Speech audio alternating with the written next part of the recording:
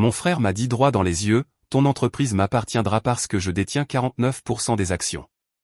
Mais je me suis contenté de sourire, j'ai appelé mon assistant et je lui ai fait entendre la voix. Son visage est devenu blême parce que... Je m'appelle Élise Dubois, j'ai 36 ans, la fille que cette famille a décidé il y a longtemps qui n'avait pas sa place à table. Au 38e étage de la Tour du Bois, la température frôlait déjà les 35 degrés Celsius en cette matinée d'août à Lyon, même avec la climatisation qui hurlait. J'étais assise seule au dernier rang, les mains à plat sur le noyer, regardant mon jeune frère se tenir à la tête de la salle dans son costume à 4 500 €. Il m'a regardé droit dans les yeux et a souri comme s'il avait déjà gagné. « Ton entreprise m'appartiendra », a-t-il dit, sa voix résonnant sur le verre. « Parce que je détiens 49% des actions. » Les applaudissements ont explosé. Maman a commencé. Ma petite sœur a crié. Sa fiancée a bondi sur ses pieds en applaudissant. Même l'oncle Michel s'y est mis. Je n'ai pas bougé. J'ai simplement pris mon téléphone, activé le haut-parleur et composé le numéro de mon assistant. À la seconde où cette voix a commencé à retentir, chaque personne dans cette pièce est devenue complètement silencieuse, et le visage de mon frère a pris la couleur de la cendre. Si vous voulez savoir comment la sœur aînée oubliée a fini par contrôler chaque vote d'un empire de l'entreposage frigorifique vieux de 70 ans pendant que son petit frère gâté se tenait là, les mains vides, cliquez sur le bouton « J'aime » dès maintenant. Abonnez-vous et activez les notifications car les 6 prochaines parties vont déchirer cette famille. Tout a commencé il y a 17 ans sur un tronçon verglacé de l'autoroute A6 près de Mâcon. Mon père, Thomas Dubois, transportait un chargement complet de bœuf congelé vers Paris lorsque la remorque a fait une mise en portefeuille sur du verglas et s'est retournée sur 3 voies. Il n'est jamais sorti de la cabine. J'avais 19 ans, rentré de mon IUT pour le week-end, quand le gendarme a frappé à la porte à 4 heures du matin. Grand-père Raymond Dubois est intervenu la même semaine pour nous élever. En un mois, il avait déjà décidé qui serait l'avenir des entrepôts frigorifiques Dubois. Mon jeune frère, Laurent Dubois, 16 ans à l'époque, a eu des tuteurs privés, des stages d'été à conduire des camions frigorifiques, puis une place entièrement financée à HEC Paris dès ses 22 ans. Maman disait à qui voulait l'entendre que Laurent avait le bon tempérament pour les affaires, qu'il était né pour diriger. Je suis resté à Lyon, je me suis inscrite à des cours du soir à l'université locale et j'ai commencé sur les quais de chargement par -23 degrés Celsius, apprenant à empiler les palettes pour qu'elles n'écrasent pas un cariste. À 23 ans, j'avais mon permis de conduire poids lourd, mon habilitation pour le transport de matières dangereuses et la réputation de repérer les écarts de température bien avant que les alarmes ne se déclenchent. Grand-père l'a remarqué. Il m'a fait passer à l'intérieur, aux opérations, puis à la répartition, avant de me nommer superviseur de tout le terminal de Lyon à 27 ans. Maman appelait ça « du travail manuel avec un meilleur éclairage ». À chaque dîner de Noël, la comparaison était la même. Laurent arrivait de Jouy-en-Josas en avion avec des notes parfaites et des histoires de conférences données par des PDG du CAC 40. Je me présentais avec des cicatrices d'engelure sur les doigts et de la graisse sous les ongles qui ne partaient jamais complètement. Maman serrait l'épaule de Laurent en disant qu'il portait l'héritage familial, tandis qu'on me demandait si j'étais toujours heureuse de compter des boîtes. Grand-père ne se joignait jamais à la conversation, mais parfois il croisait mon regard de l'autre côté de la table et faisait le plus petit des hochements de tête, comme s'il voyait quelque chose que personne d'autre ne prenait la peine de chercher. Quand grand-père m'a promue vice-présidente de la logistique du froid il y a 5 ans, maman a ri si fort qu'elle a dû s'excuser et quitter la pièce. Laurent, qui vivait déjà à Paris et travaillait pour une société de capital investissement qui essayait sans cesse de racheter des morceaux de notre entreprise, a envoyé un texto qui disait simplement « mignon ».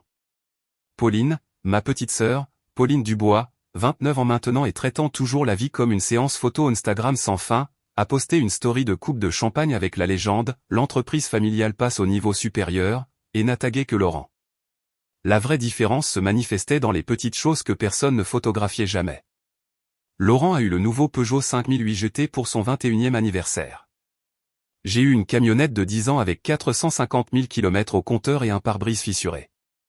Laurent était présenté aux banquiers comme la nouvelle génération de dirigeants Dubois. Moi, on me présentait, si quelqu'un s'en donnait la peine, comme celle qui garde les camions au froid. Quand grand-père a commencé à avoir de légers problèmes cardiaques il y a 3 ans, maman a fait venir Laurent de Paris en première classe. Je dormais déjà dans la salle d'attente parce que j'habitais à 12 minutes de l'hôpital et que quelqu'un devait signer les lettres de voiture à 3 heures du matin lorsque le réseau électrique flanchait. J'ai cessé d'attendre quoi que ce soit de différent il y a longtemps. J'ai simplement continué à me présenter avant le lever du soleil, à apprendre chaque recoin des systèmes de réfrigération, chaque clause de chaque contrat de transporteur, chaque fournisseur qui nous accorderait 30 jours supplémentaires lorsque la trésorerie était serrée. Grand-père observait. Il ne disait jamais grand-chose, mais il a commencé à m'appeler dans son bureau après les heures de travail, étalant des plans sur le bureau, me demandant mon avis sur les itinéraires d'expansion et les mises à niveau des compresseurs. Maman supposait que ces réunions servaient à me donner du travail pour que Laurent puisse se concentrer sur la vraie stratégie. Au moment où la santé de grand-père est devenue préoccupante, je connaissais chaque vanne, chaque thermostat et chaque centime de dette au bilan mieux que quiconque dans le bâtiment. Je savais aussi à quel point le reste de la famille pensait que cela n'avait que peu d'importance. Il y a 14 mois, la nuit où grand-père a eu son accident vasculaire cérébral massif, tout a changé d'une manière qu'aucun d'eux n'a jamais remarqué. J'étais déjà à l'hôpital quand l'ambulance est arrivée parce que le terminal de Lyon n'est qu'à 13 km de l'hôpital de la Croix-Rousse, et j'avais gardé un scanner dans mon camion par habitude. Au moment où maman et Laurent ont atterri en jet privé de Nice, j'avais passé 6 heures à faire fonctionner les camions frigorifiques sur un groupe électrogène après qu'un transformateur ait explosé en ville. Grand-père était stable mais ne pouvait pas parler. Les médecins ont dit que les 72 heures suivantes nous diraient s'il retrouverait le langage. Le 3e matin, il était assez éveillé pour me serrer fort la main et faire signe pour un stylo. Mon assistante, Jeanne Perrin, qui se trouve être aussi l'avocate d'entreprise que j'ai embauchée 4 ans plus tôt, est arrivée en 20 minutes avec Daniel Hoffman, le conseiller juridique externe en qui grand-père avait confiance depuis 40 ans. 2 neurologues indépendants étaient déjà dans la chambre pour leur tournée. Grand-père a écrit 3 mots sur le bloc-notes, fiducie de vote. Daniel a compris immédiatement. Il a préparé l'accord de fiducie de vote irrévocable sur son ordinateur portable dans un coin pendant que les médecins confirmaient sa capacité devant la caméra. Grand-père a signé d'une main ferme, puis m'a pointé du doigt et m'a serré les doigts 3 fois le même signal qu'il utilisait depuis que j'étais enfant. La fiducie transférait 100% des droits de vote attachés à sa participation de 51% à moi seul. Seules 4 personnes dans cette pièce ont su que j'étais la bénéficiaire, grand-père, Daniel, Jeanne et les 2 médecins. Le document déposé mentionnait un numéro de fiducie anonyme. Maman a supposé que c'était pour Laurent, car c'est ce qu'elle voulait croire. À partir de ce jour, chaque virement de plus de 4,5 millions d'euros, chaque nouveau contrat de transporteur et chaque paiement de dette portait ma signature, même si personne en dehors du service comptable ne s'en rendait compte. J'ai travaillé 18 heures par jour aux côtés du directeur financier que nous avions gardé de l'ancien régime, refinançant discrètement la totalité de la ligne de crédit renouvelable de 125 millions d'euros à 2,7% au-dessus de l'Euribor et obtenant un prêt à terme de 5 ans avec des clauses restrictives assouplies avant que les banques ne réalisent que le vieil homme ne signait plus. Pendant que Laurent prenait des vols privés pour Station F, proposant des partenariats que personne n'avait demandé, j'étais assise dans des pièces sans fenêtre à Rennes et à Nantes, négociant les nouveaux accords cadres de 5 ans avec Carrefour et Pomona qui ajoutaient 380 millions d'euros de volume garanti dans la chaîne du froid.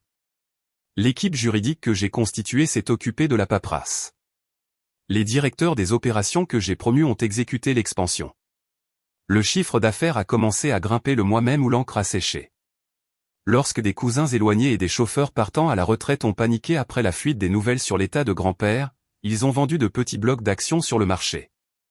J'ai acheté chaque action par l'intermédiaire d'une série de SARL luxembourgeoises que Jeanne avait créées, acquérant ainsi 18% supplémentaires à leur valeur comptable ou en dessous sur 9 mois.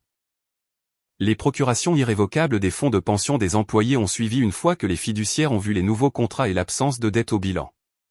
Au printemps, je contrôlais 69% des droits de vote, et personne dans la famille n'avait pris la peine de vérifier la table de capitalisation parce qu'ils étaient trop occupés à planifier la fête de la victoire de Laurent. Maman n'arrêtait pas d'appeler pour demander quand Laurent pourrait emménager dans le bureau d'angle de grand-père. Pauline envoyait des planches d'inspiration pour la redécoration. Théo Bernard, le fiancé de Laurent et le consultant de projet, que Laurent avait mis sur la liste de paix contre mon avis, a commencé à prendre des mesures pour un nouveau bureau en verre avant même que la peinture ne soit sèche. Oncle Michel a envoyé un texto au cercle privé pour réserver la salle de bal pour l'annonce de la transition. Je les ai laissés planifier. Je signais les lettres de voiture à 2 heures du matin, je parcourais les quais de chargement par -29 degrés pour m'assurer que les nouveaux compresseurs à ammoniac maintenaient la pression, et je regardais la ligne des profits passer au noir pour la première fois en 6 ans. Grand-père suivait chaque rapport depuis son lit grâce à la tablette que Jeanne avait installée à côté de lui. Il ne pouvait pas parler, mais ses yeux en disaient assez. Au moment où le mois d'août est arrivé et que l'invitation à la réunion du conseil d'administration a été envoyée, l'entreprise était plus forte qu'elle ne l'avait été depuis les années 90, sans dette et en pleine croissance. La famille pensait toujours que Laurent était sur le point de la sauver. Il n'avait aucune idée qu'elle n'avait jamais eu besoin d'être sauvée de quiconque, sauf d'eux. À 10 heures précises ce matin d'août, les portes de la salle du conseil se sont fermées avec un clic lourd qui a résonné dans le couloir de marbre. Laurent s'est dirigé directement vers le bout de la table dans un costume Dior homme anthracite, a cliqué sur la télécommande, et le projecteur s'est allumé sur un logo argenté élégant que personne dans l'entreprise n'avait jamais vu. Il a laissé le silence s'installer juste assez longtemps pour que tout le monde se penche en avant, puis a écarté les bras comme s'il s'apprêtait à recevoir un prix. « Merci d'être venu si rapidement », commença-t-il, la voix douce après une centaine de répétitions de présentations commerciales à Paris. Grand-père a construit un incroyable réseau d'entreposage frigorifique dans le Midwest. Mais l'industrie a changé. Nous perdons de la marge sur des congélateurs en briques et des camions frigorifiques diesel obsolètes tandis que nos concurrents utilisent des camions sans chauffeur et des entrepôts robotisés depuis Marseille. Maman croisa les bras et hocha la tête avant même qu'il ait fini sa phrase, comme elle le faisait toujours quand Laurent parlait. Pauline avait déjà son téléphone incliné pour diffuser en direct chaque mot à ses abonnés. Théo se renversa en arrière avec un sourire satisfait, faisant défiler quelque chose sur sa tablette qui ressemblait étrangement à des modèles de valorisation. Laurent passa à la diapositive suivante. Une flèche rouge géante pointait vers le bas au-dessus d'images de drones de notre terminal de Lyon à l'Aube, des palettes empilées sur 25 niveaux sous les projecteurs. Phase 1, vente immédiate de tous les actifs physiques d'entreposage frigorifique en Auvergne-Rhône-Alpes, Bourgogne-Franche-Comté et Nouvelle-Aquitaine. Produit estimé, 280 millions d'euros après impôts. Oncle Michel se frotta le menton, l'air impressionné pour la première fois depuis des années. Phase 2, réduction des effectifs de 2900 employés à moins de 500, principalement des ingénieurs logiciels et du personnel de surveillance à distance relocalisé en Provence. Maman a même souri à cette proposition. Pauline tapait furieusement, rédigeant probablement le communiqué de presse dans sa tête. Phase 3, transition complète vers des remorques frigorifiques autonomes et des entrepôts robotisés contrôlés par le cloud en partenariat avec 2 startups de station F. Laurent cliqua à nouveau, et un rendu de camion sans chauffeur glissant dans le désert la nuit apparut. Aucun humain à moins de 50 mètres. Marge du bénéfice avant intérêt, impôts, dépréciation et amortissement projeté, année 4, 47%. Théo leva la main comme si nous étions à une conférence à station F et dit, avec un multiple de 22, ça représente plus de 3,6 milliards d'euros en 36 mois. Événement de liquidité personnelle pour les actionnaires familiaux, plusieurs dizaines de millions d'euros chacun. La pièce sentait la victoire pour eux. Laurent cliqua sur la dernière diapositive, un nouvel organigramme avec son nom seul en haut, en gras président-directeur général et président du conseil d'administration. En dessous, une seule boîte vide intitulée « Conseiller stratégique ». Il se tourna vers les administrateurs indépendants et sourit du sourire qui avait conclu chaque réunion d'investisseurs à Paris au cours des 5 dernières années. J'ai obtenu des engagements écrits de 3 institutions représentant 28% des actions non familiales, dit-il. Combiné au bloc familial, nous avons les votes aujourd'hui. Je demande une approbation immédiate sur 3 résolutions, me nommer président-directeur général, autoriser les ventes d'actifs et exécuter le plan de réduction. Vote dans 5 minutes. Pauline a été la première à applaudir. Maman s'est jointe à elle, les yeux brillants. Oncle Michel a fait un hochement de tête qui semblait presque royal. Théo a sorti son téléphone, les pouces volants, probablement en train de texter ses partenaires que l'affaire était conclue. Laurent se redressa, savourant l'instant, le ventilateur du projecteur bourdonnant derrière lui comme des applaudissements.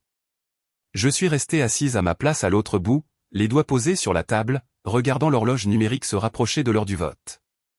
La climatisation vrombissait au-dessus de nos têtes, mais la pièce semblait encore trop chaude de 10 degrés.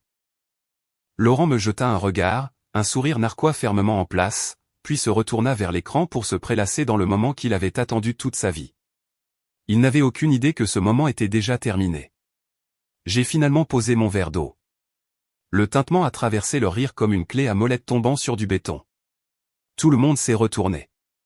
Laurent a haussé un sourcil, à moitié amusé, à moitié agacé que le projecteur se soit détourné de lui, même pour une seconde. Je me suis levé, j'ai marché lentement vers la table d'appoint où se trouvait la présentation imprimée, et j'ai tourné la page jusqu'à l'accord cadre avec Carrefour qui était entré en vigueur 4 mois plus tôt. Avant que quiconque ne vote, dis-je, la voix stable, vous devriez savoir que la vente d'actifs que vous venez d'applaudir déclenche une clause de résiliation immédiate avec Carrefour. Page 47, sous-section C. Ils partent le jour où la vente est finalisée, et nous leur devons 61 millions d'euros de pénalité pour les 5 prochaines années. Le silence se propagea plus vite que la climatisation ne pouvait le refroidir. Le sourire narquois de Laurent vacilla. Maman s'agita sur sa chaise. Pauline baissa son téléphone. Je passai au contrat Pomona. Même structure. 49 millions d'euros supplémentaires en paiement compensatoire si nous perdons plus de 30% de notre capacité de congélation dans la région. Exposition combinée, 110 millions d'euros avant les frais juridiques. Théo a essayé d'interrompre, mais j'ai continué. Le partenaire de remorques autonomes que vous avez listé comme acquis? Leur financement de série C vient de s'effondrer la semaine dernière. Le protocole d'accord que vous agitez a expiré il y a 30 jours. J'ai le courriel. Laurent a retrouvé assez de contenance pour rire, d'un rire bref et sec. Élise, toujours la fille des opérations. Ce sont des détails que les adultes régleront après le vote. J'ai cliqué sur ma propre télécommande. L'écran a affiché la table de capitalisation actuelle, extraite de l'agent de transfert ce matin-là. Mon nom figurait en haut de la liste, avec 69% du contrôle des votes, en gras. La pièce est devenue complètement immobile. Maman a retrouvé sa voix la première. C'est impossible. Les actions de grand-père sont dans une fiducie pour Laurent. Mauvaise fiducie, ai-je répondu. La fiducie de vote qu'il a signée il y a 14 mois en présence de 2 neurologues et de Daniel Hoffman transfère chaque vote de ses 51% à moi, de manière irrévocable. La bouche de Pauline s'est littéralement ouverte. Oncle Michel s'est penché en avant, les yeux plissés, calculant des angles qu'il n'avait pas vu venir. Théo avait l'air de quelqu'un à qui on venait de débrancher son avenir. J'ai avancé à la diapositive suivante. Les 18% que j'ai achetés personnellement, plus les procurations des fonds de pension des employés, portent le total à 69%. Tu as 49% des parts économiques, Laurent. 0 vote. Les résolutions que tu veux faire passer sont déjà mortes. Le visage de Laurent est passé par 3 nuances de rouge avant de se fixer sur quelque chose de plus proche du gris. Tu mens. Tu as compté des palettes toute ta vie. Tu n'as ni l'argent ni l'intelligence pour ça. Maman s'est levée si vite que sa chaise a roulé en arrière et a heurté la crédence. Élise, si c'est une sorte de blague, ce n'est pas drôle. Ce n'est pas une blague, ai-je dit, croisant son regard pour la première fois depuis des années sans détourner les yeux. C'est 14 mois à nettoyer chaque gâchis que cette famille a prétendu ne pas exister pendant que vous planifiez des fêtes à Paris. Théo a finalement parlé, sa voix faible. Grande sœur pense toujours que compter des palettes est l'avenir. Je me suis tourné vers lui. Compter des palettes a permis de payer les factures pendant que tu facturais à l'entreprise 225 € de l'heure pour concevoir des logos que personne n'avait demandé. Pauline a murmuré quelque chose qui ressemblait à « ça ne peut pas être en train d'arriver » et a serré son téléphone comme s'il pouvait la sauver. Oncle Michel se contentait de fixer la table de capitalisation, les lèvres bougeant silencieusement alors qu'il refaisait le calcul une fois de plus et se retrouvait à court. Laurent a frappé la table des 2 paumes assez fort pour faire trembler les verres d'eau. Tu as falsifié. Tu as attendu qu'il ne puisse plus parler, et tu as tout falsifié. J'ai laissé le silence répondre pendant une seconde, puis j'ai cliqué sur la dernière diapositive, une image fixe de la vidéo de l'hôpital, horodatée, montrant la main de grand-père signant la fiducie pendant que les médecins regardaient. Ses yeux étaient clairs. Il a regardé droit dans la caméra et m'a serré les doigts 3 fois. La pièce n'avait jamais été aussi silencieuse. J'ai sorti mon téléphone, activé le haut-parleur et appelé Jeanne. La porte s'est ouverte 2 secondes plus tard, et elle est entrée, portant un mince dossier en cuir, ses talons silencieux sur la moquette. Elle a placé un petit enregistreur numérique au centre de la table et a appuyé sur lecture sans demander la permission. La voix de grand-père a rempli la pièce faible, mais parfaitement claire enregistrée le lendemain matin de l'accident vasculaire cérébral, lorsque les médecins autorisaient encore de courtes visites. Moi, Raymond Dubois, saint d'esprit et sans contrainte, je transfère et délègue par la présente, de manière irrévocable, tous les droits de vote attachés à ma participation de 51% dans l'entrepôt frigorifique Dubois à ma petite-fille, Élise Dubois, aussi longtemps que je vivrai et pour les 10 années qui suivront. Cette délégation ne peut être révoquée, modifiée ou contestée par quiconque, pour quelque raison que ce soit. En foi de quoi, ce troisième jour après mon admission, en présence du docteur Sarah Martin et du docteur Paul Édouard, tous deux présents et confirmant ma capacité. L'enregistrement s'est poursuivi avec les deux médecins déclinant leur nom, leur titre et leur avis médical selon lequel grand-père comprenait chaque mot qu'il signait. Puis est venu Daniel Hoffman, s'identifiant comme conseiller juridique attitré depuis 42 ans et confirmant que le document était conforme au droit français. Quand le fichier s'est terminé, le seul son était celui de la climatisation et de la respiration trop rapide de Pauline. Laurent fixait l'enregistreur comme s'il l'avait personnellement insulté. La main de maman s'est portée à sa bouche. Le visage de Théo a pris la couleur du lait tourné. Jeanne a ouvert le dossier et a fait glisser des copies notariées sur la table, une pour chaque administrateur. L'accord de fiducie de vote original a été déposé auprès du greffe du tribunal de commerce il y a 14 mois, a-t-elle dit. La table de capitalisation devant vous reflète la réalité actuelle. Élise contrôle 69% de tous les votes à 8 heures ce matin. Laurent a finalement retrouvé sa voix, mais elle s'est brisée à mi-chemin, c'est de la fraude. Il ne pouvait même pas parler. Il n'avait pas besoin de parler, a répondu calmement Jeanne. Il a écrit chaque instruction lui-même les 3 premiers jours, puis a hoché la tête pour dire oui quand Daniel a lu la version finale à haute voix. 2 neurologues certifiés ont documenté sa capacité en vidéo. Vous êtes libre de dépenser les 5 prochaines années et 9 millions d'euros à essayer de le contester en justice. Vous perdrez. Maman se leva de nouveau, les yeux fous. Élise, comment as-tu pu faire ça à ton propre frère? Je l'ai regardé un long moment. De la même manière que tu me l'as fait tous les jours pendant 17 ans. Pauline s'est mise à pleurer, son mascara coulant déjà. Nous sommes une famille. Tu ne peux pas tout prendre comme ça. Je n'ai rien pris, ai-je dit. C'est grand-père qui l'a donné. Vous n'avez simplement jamais pensé qu'il observait assez attentivement pour remarquer qui se présentait vraiment. Oncle Michel s'est éclairci la gorge, soudainement intéressé par le panneau de sortie de secours.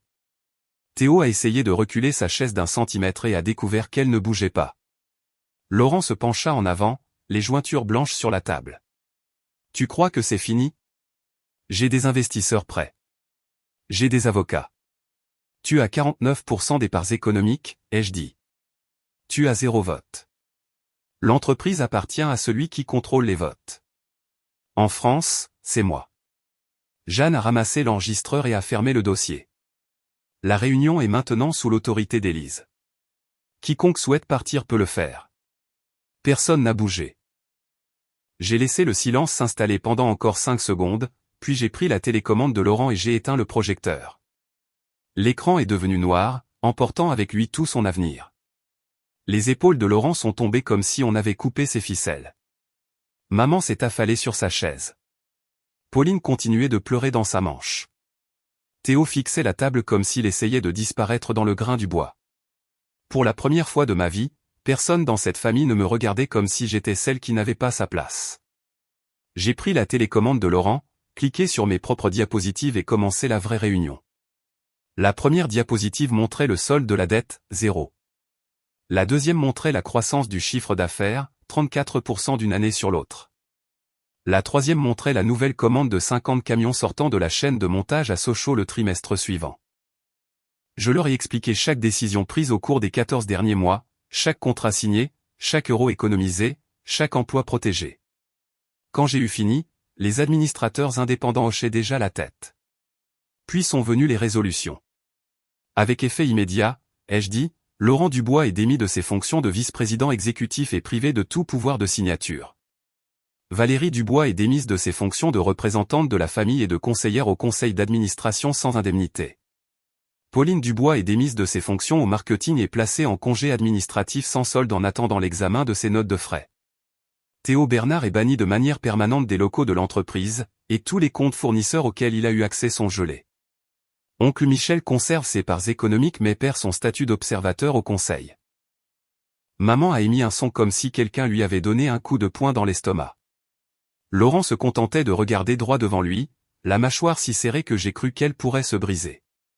La sécurité les a escortés dehors en moins de 5 minutes. Laurent ne s'est pas retourné. Maman a essayé de m'attraper le bras en passant.